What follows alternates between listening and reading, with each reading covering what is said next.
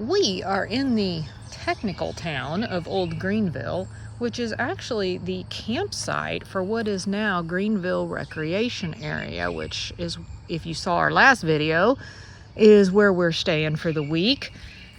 This town no longer exists. It is Old Greenville because it was moved in 1941 when they created the Wappapello Lake Dam.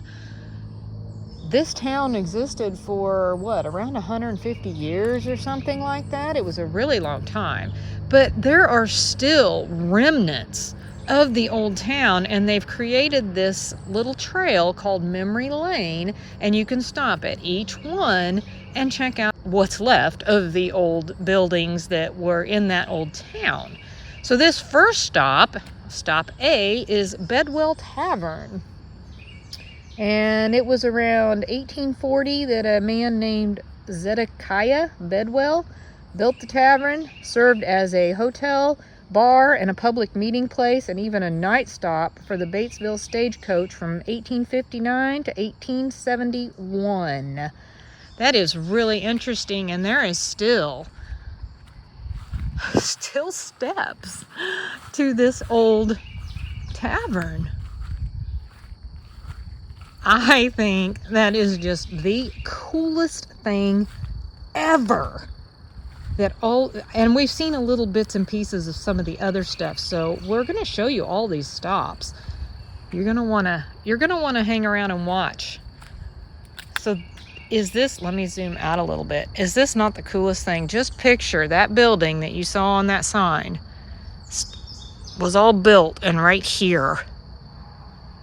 Site B is, there's really nothing to see, unfortunately. We're not seeing like any foundation pieces left of it. If there is, it'll all be back in those trees, and the mosquitoes are terrible and we're not going back in there. But this is the site of the St. Francis Hotel, and it was owned and run by Aunt Susie Scott Watson. And she operated hotels in Old Greenville for like 40 years. The upstairs portion of the building was used for like entertainment, social activities, and also served as public shelter during flooding. Site C is the site of the Wayne County Bank, and you can see, let me zoom out a little, there's quite a bit left of this one. Some old bricks and everything. So this one was actually organized in 1900, and it existed until 1925, but it also housed, I guess, some other businesses, like an attorney did business out of it, and Masonic Lodge? Yeah, Masonic Lodge met upstairs in the building, and they're saying if you look close at the sidewalk, which is right here, so that still remains from 1925 or something, somewhere in that area. So that's a pretty neat stop. That one's got quite a bit left to it. Site D is across the road here. You see the steps, and it looks like there's steps on this side. There's steps on I'm assuming the front side maybe. And then there's also steps on that other side. I'm not sure if there's any back here, but we're not going to invade someone's camp space to go check that out.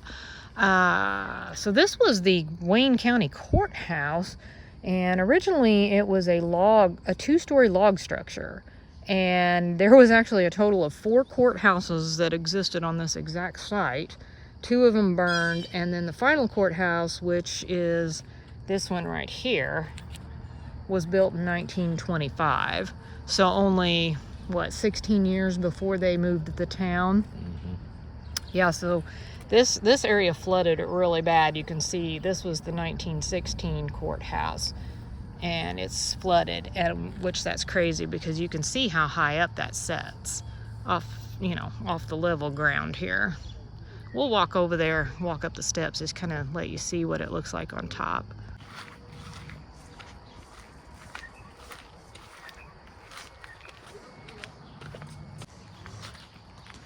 Oh, there's actually a little bit of foundation left up here.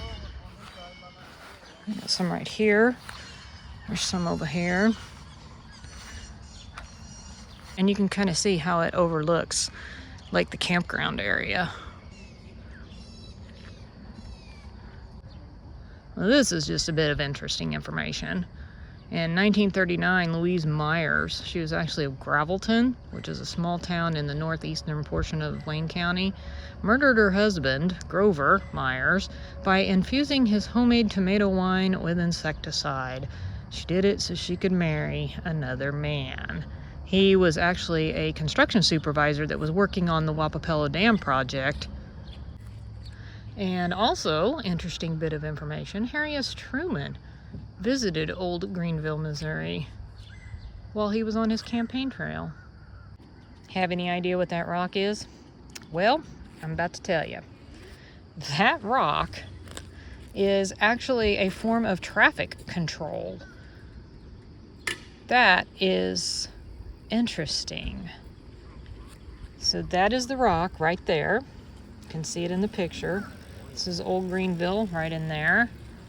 The concrete block was embedded out in the T intersection where Timmons Street met the old Route 23. Drivers that would enter the busy intersection knew to yield to the through traffic off of Highway 23 and keep to the right side. There's a nice little map of the Wappapello Lake and Old Greenville Recreation Area.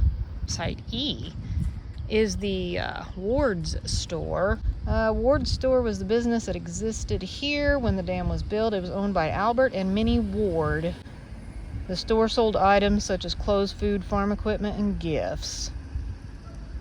Didn't have a date, but so you would know it would be early 1400s, early 1900s. It would have been right in this area right here. Site F is the site of the Wilcox Service Station. Until 1920s and 30s, Mr. Wilcox was also the Wayne County Sheriff from 1921 to 24, and he was a deputy sheriff from 29 to 33. And this is the site of that. Here's the picture of the original. You can just kind of imagine that this would be where the cars would pull in, get their fuel, and probably their oil checked and windshield washed and yeah, all that good stuff. Site G is Hastings Barbershop. There were actually 2 buildings that occupied this site before it became the barbershop. The building served also as a small restaurant and a residence. He charged 25 cents for a haircut, 15 cents for a shave. Whew, that's some high dollar haircutting going on there. There's still a little bit of sidewalk. Oh, there's some foundation up here too.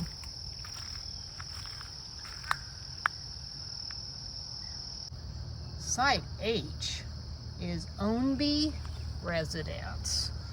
So the house was owned by Ike Daffron and later by George and Nora Ownby. They rented rooms to public, served meals for as low as 25 cents. It was a 2-story building, and it was built using concrete blocks with imitation stone face. Can't really see anything. If there was some foundation left, then it's in those weeds. Site I is actually the Smith home, and it was Harriet Smith's 2-story farm residence.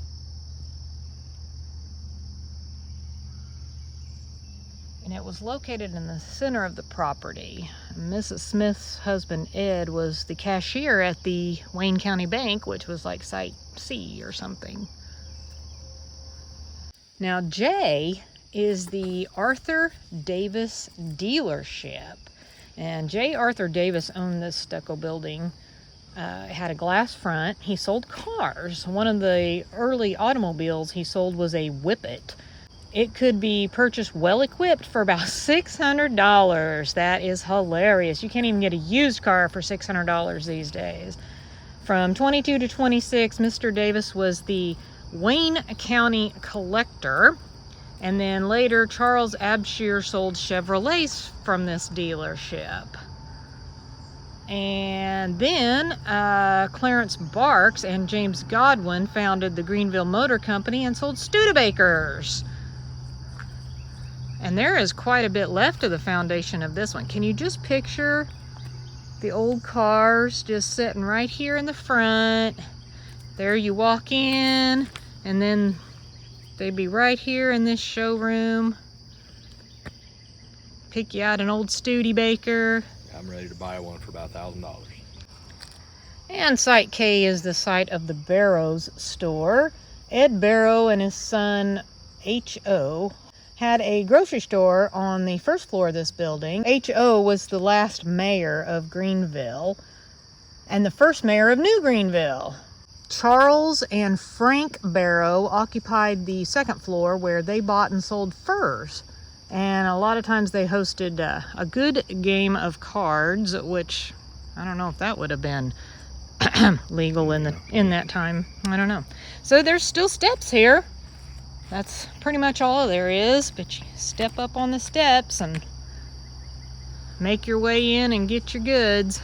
Site L is the site of Marsh's store. John Marsh and his son Harold had a general mercantile store here and a lumber yard across the street. Dry goods, hand tools, farm equipment, hardware, caskets were all sold in the Marsh's store. That's... Ha! Yeah, you can't buy a casket at Walmart these days. This one has a lot left to it. I like these ones I have. And this was big. This was really big. I'm going to zoom out a little maybe. See, well, yeah, I'll zoom out. There you go. Look how big that is. This was a big department store. Now across the street should have been the lumber yard, but you can see it's just all trees now, so if there's anything left to it, it's down in the trees. It's still lumber, it's just live lumber. Yeah, it's lumber that has not been cut yet. Yeah, this one is pretty massive. This would have been a big department store. It had 2 entrances too, because there's one there and one there. And you can see in this picture where the floodwater was on the building. I don't know what year that was exactly. Oh, here's some prices for you. I don't know if you can see that. You can see the prices. Let's see, what's that say? Choice Peaberry coffee per pound. It looks like maybe 18 cents. It says 15-cent canned salmon for 10 cents. You save 5 cents on the salmon. Site M is actually right next door to the Marsh store, and this is the Strickland store. And David Kreitz owned this building before R.E. Earl and Lily Strickland took it over. The Strickland store sold general dry goods up until the creation of the Lake Wappapello. Harry Washam had a radio shop on one side of the building. The remaining sidewalk reveals holes where the posts of the awning were anchored. These large holes right here, there's several. Huh. Wow, so I'm assuming that maybe this whole sidewalk is an original. I mean, if those are original. Oh, well, yeah. Right? Yep. Huh. N is, it's a style block. I didn't know what this was. It's actually a large concrete block, and it was used by people, especially ladies, when mounting and dismounting horses and carriages. And this one is actually just directly across the road. And I'm going to zoom in so you can see that a little better. That's kind of neat. I'm surprised that's really still there. That's something. I like how they still have old, well, I mean, these are modern street signs, obviously, but they still have the names of the streets posted. The sidewalk for Strickland store that has the old holes for the awning is actually going down 6th Street. So this would have been 6th Street. We have to go down that way to get to the next site. Site O is the site of the Old Greenville School. It was, the previous school had burned in 1933, and many of the local businesses served as temporary classrooms until a new school could be completed. Construction with locally quarried stone ended up being what was used to complete the new school in 36, and it had a capacity of actually 350 students, which is pretty good for a tiny town. Funny that it would have been completed in 36, and then in 41 they moved the whole town. This is the steps to the old school.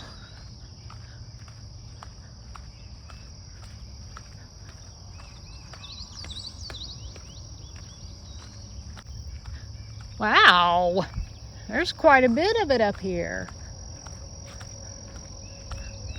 You can see the campground back over there in the background. Ooh, some of that's caving in. That's a little scary looking. Yikes. Wow. Pretty impressive. Yeah, this was a good-sized school.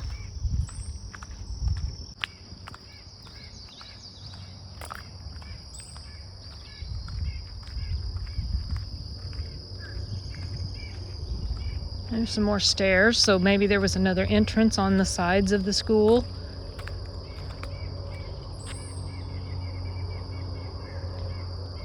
Awesome. The school kind of sat out by itself. We got to go back to the road that we were on to hit the next in line. We're trying to do these in order. There is one that is way back over by where the courthouse was, but it is actually farther down the list. Site P is actually the site of, or was, the Greenville Methodist Church. In 1899, it was built with the best available materials. Then it was torn down in 42, but parts of the material were salvaged from that original church and used to construct the new one in New Greenville. And in 1979, the church was named Grace United Methodist Church. And I would guess that that is maybe one of the steps. There's the church. That was such a beautiful church. You guys know how much I love taking pictures of old churches. And kind of parked there. I don't know if that's original or not. That looks pretty old. It's actually kind of sagging a little and cracked in the middle. Site Q is where the Methodist parsonage was. There actually is no photograph available for that building. It served as the parsonage for the Methodist Church.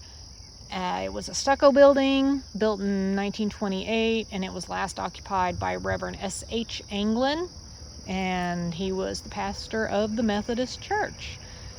The building had burned while being occupied by the Anglins, and their 4-year-old son actually perished in the fire. That's very sad. That might actually be a little bit of the foundation right there.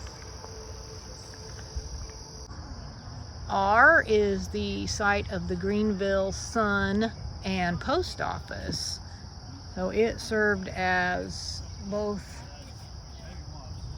the newspaper, Greenville Sun, and the Greenville Post Office. It was constructed in 1907 for the St. Francois Iron and Land Company.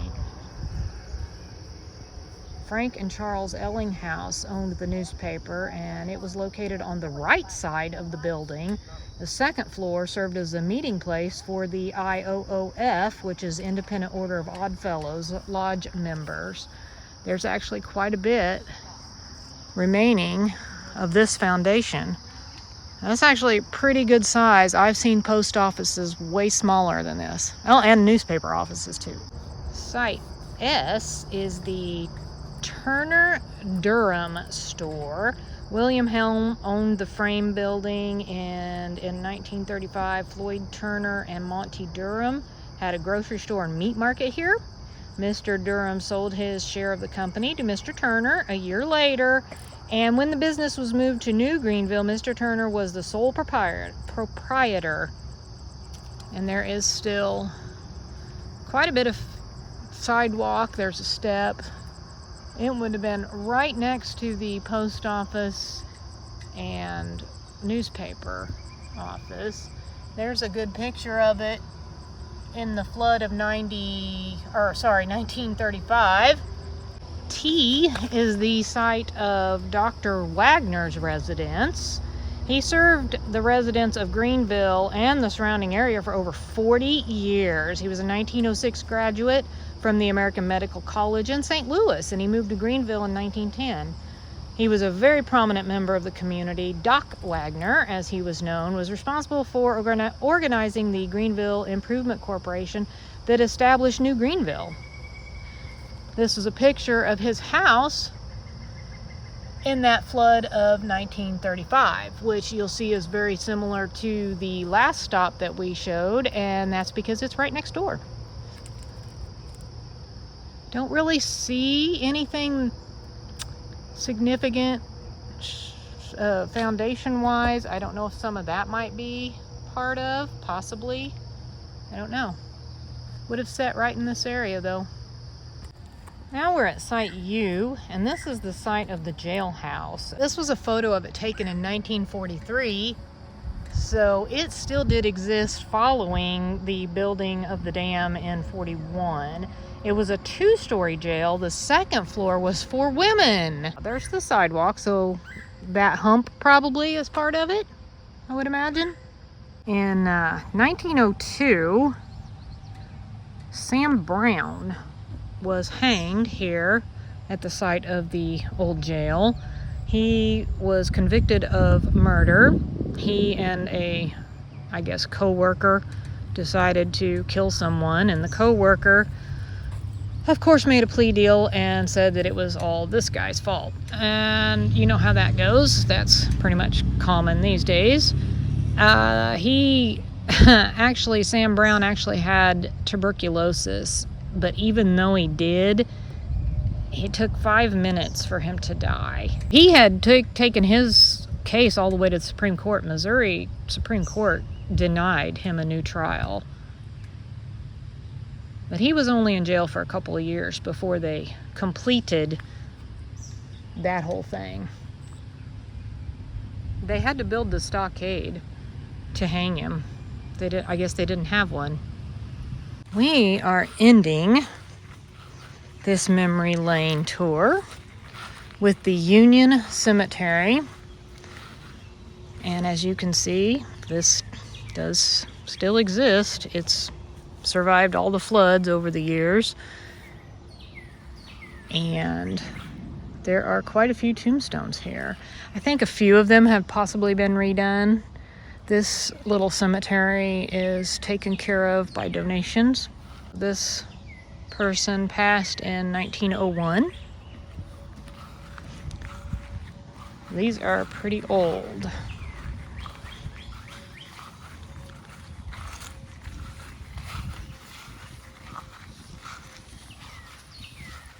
We got a 1864, 1881.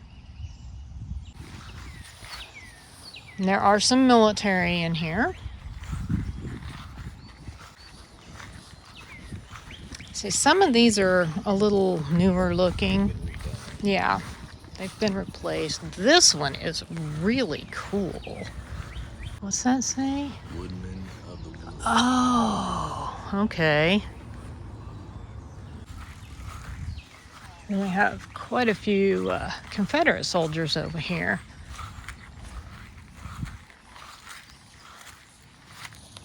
And those are obviously fairly new. You walk on back here, and this is right by the river, which is another reason it's kind of amazing that it is still here. This is an interesting tombstone as well. It's a little barrel. Oh, there's some, what's that say? Minnie B. wife of Clarence, I don't know, died 1901 it looks like. But there's the river right down there. That gives you a little bit of an idea of how high that water has to be to actually to have flooded this town multiple times.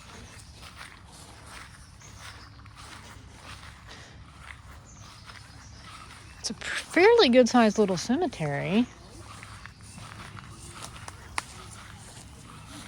There could possibly, I don't know the history of it. I didn't see any informational signs on this, but I'm kind of thinking maybe there was more and they've possibly, yeah, washed away or something. Yeah, over time they've disappeared. Well, we hope that you enjoyed this little trip down memory lane, as they call it, of Old Greenville. I thought it was so fun to go around and find all the little signs in order, and we hope that you enjoyed it too. We really appreciate you watching. Be sure to come back next week and check out what we do next.